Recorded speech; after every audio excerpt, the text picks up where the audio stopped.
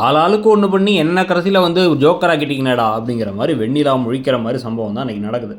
So முதல்ல எடுத்தோன்னா வந்து இந்த கேஸ் கொடுத்தாரே ஒருத்தர், அவர் முதல்ல சொன்னதெல்லாம் உண்மைன்னு உங்களுக்கு தெரியுமா அப்படின்னு காவேரி கெத்தாக வந்து பேசி, அந்த பொண்ணு எங்கே, அந்த கேஸ் கம்ப்ளைண்ட் கொடுத்த அவங்க அப்பா அம்மாவை இழந்து அந்த பொண்ணு எங்கன்னு கேட்டால், அவளை வீட்டில் பத்திரமா வச்சுருக்கோம், அவளை மிரட்டுறா அந்த அப்படின்லாம் வந்து பேசிகிட்டு இருக்கும் பொழுது, அந்த பொண்ணே உண்மையை சொல்லி வாக்குமூலமும் கொடுத்துருச்சு. அந்த வாக்குமூலத்துக்கான வீடியோ ஆதாரமும் இருக்குது. இவர் எந்த தப்பும் பண்ணலை அப்படின்னு அந்த வீடியோ ஆதாரத்தை காமிக்கிறாங்க.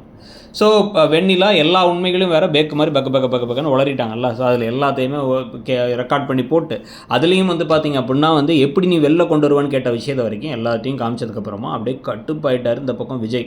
அதில் பசுபதி திருன்னு முழிக்கும் பொழுதே வந்து அன்பு டக்குன்னு உள்ளரப்பு வந்து இல்லை இதெல்லாம் வந்து மிரட்டி வேணும்னே வாங்கியிருக்கா, ஏதாவது சொல்லி ஏமாற்றி வாங்கியிருப்பா, இந்த வீடியோ ஆதாரத்தெல்லாம் வச்சு நம்பாதீங்க, அந்த பொண்ணு இப்போ இங்கே இல்லை பாருங்கள், ரொம்ப மனதளவில் பாதிக்கப்பட்டிருக்காங்கிற மாதிரி கதையெல்லாம் விட வாய முடியா, இதுக்கு மேலே பேசினா உனக்கு நாக்கு அழுகி போயிடும் அப்படின்னு ஒரு சவுண்டு கேட்குது. யாருன்னு பார்த்தா ராதா, அதாவது அஜயோட அம்மா. அவங்களே வந்து காவேரி வந்து பேசிட்டு போனதுக்கப்புறமா மனசாட்சி அப்படி உறுத்தி அவங்க கிளம்பிங்க வந்துட்டு, என் கணவர் தான் பொய் சொன்னார், அவரை பொய் சொன்னதுக்கு தூண்டினது யாருன்னா அவருடைய சம்மந்தியான அந்த பசுபதி தான், இவங்க எல்லாம் சேர்ந்து செஞ்ச வேலையால் தான் இப்போ வந்து உடஞ்சி போய் உட்காந்துருக்காங்க அப்படின்னு சொன்ன உடனே ஷாக் ஆகி ஐயோ அப்படிங்கிற மாதிரி திருன்னு வந்து அவங்க 2 பேரும் முழிக்க, இல்லை என்ன உங்கள் ஒய்ஃப் என்ன இழுக்கிறாங்க அப்படின்னா நீங்களாம் கொஞ்சம் வெளில நில்லுங்க அப்படிங்கிறாரு போலீஸ். அப்போ கூட்டணியே இல்லையா அப்படின்னு எல்லாத்தையும் பேசி கடைசியில் பசுபதியை உள்ளார உட்கார வச்சு, நீ வெளில போப்பா அப்படின்னு விஜய் அனுப்பிவிட்டாங்க. விஜய் சந்தோஷமாக வராரு.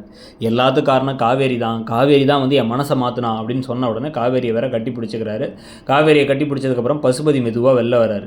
வெளில வந்தோன்னா அவரை நக்கல் பண்ணுற மாதிரி கிண்டல் பண்ணுற மாதிரி பேசிட்டு, அடுத்து ஏதாச்சும் நல்லா தெம்ப நான் சாப்பிட போகிறோம் பசிக்குது, நீ நல்லா தெம்ப சாப்பிட்டு வா, வந்து ஏதாச்சும் அடுத்து பல்பு வாங்க அப்படின்னு கிண்டல் பண்ணுறாங்க. கிண்டல் பண்ணிக்கிட்டு இருக்கும் பொழுதே வந்து நீ உனக்கு உடம்புல இப்போ போய் ஸ்ட்ரெஸ் எடுத்துக்கலாமா, என்ன நினச்சிட்டு இருக்க நீ அப்படின்னு சொல்லும் பொழுது, தாத்தா வேற காவேரி தான் உனக்கு சரியான ஜோடின்னு சொல்லிக்கிட்டு இருக்கும் பொழுதே வெண்ணிலா ராகினியோட வந்து இறங்குறாங்க.